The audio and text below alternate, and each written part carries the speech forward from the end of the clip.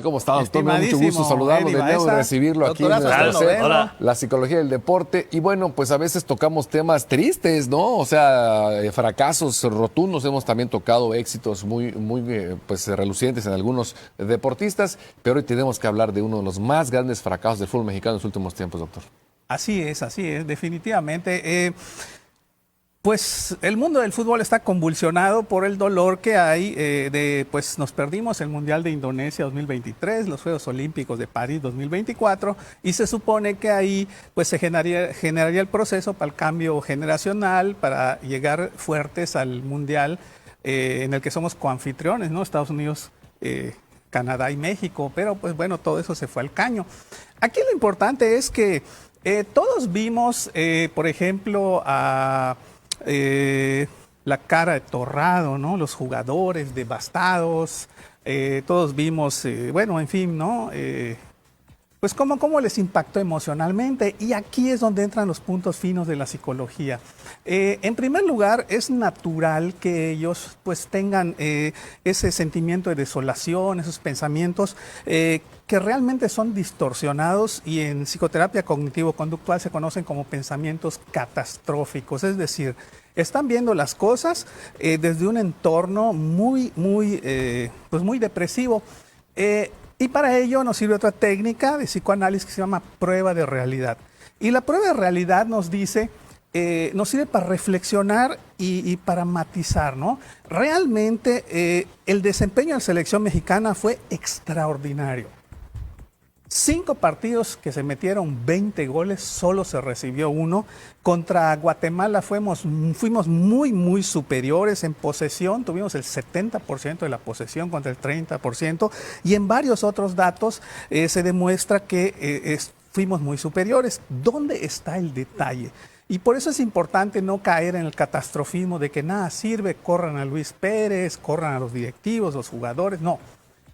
Existen muchas cosas rescatables. Tenemos una selección potente y los hechos, los datos lo avalan. La situación está en lo mismo de siempre. La debilidad del área de oportunidad de no contar con una preparación de habilidades psicológicas. La programación neurolingüística nos dice no existe el fracaso, solo resultados. Y nos dice Albert Einstein, locura es seguir haciendo lo mismo esperando resultados diferentes. Entonces necesitamos poner el punto en ese aspecto de la psicología del deporte. Porque ¿qué sucedió? Guatemala venía de perder 5-0 contra El Salvador, iba a enfrentarse al gigante que es México, no tenía nada que perder, al contrario, se motivaron, se cohesionaron y era la oportunidad del campanazo.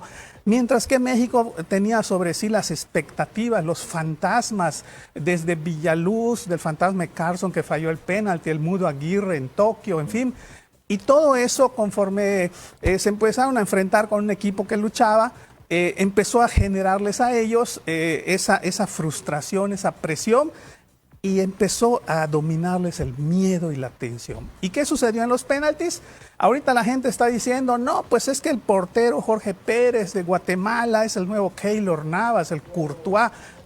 No, señores, realmente simplemente los penaltis fueron mal tirados. Y para eso vamos a ver rapidísimo unas investigaciones psicológicas que nos van a centrar mucho en ese aspecto para poder objetivizar. Y vale la pena que nuestros amigos, entrenadores, futbolistas, lo vean. Por ejemplo, primero, investigación de Universidad de Toledo. Dice, intentar la precisión reduce la velocidad. O sea, ¿qué quiere decir esto? En el momento que ellos vienen a tirar el penalti, no quiero fallar, tengo que dar en el lugar indicado. Eso reduce velocidad y los hace más predecibles, y para el portero fue muy fácil.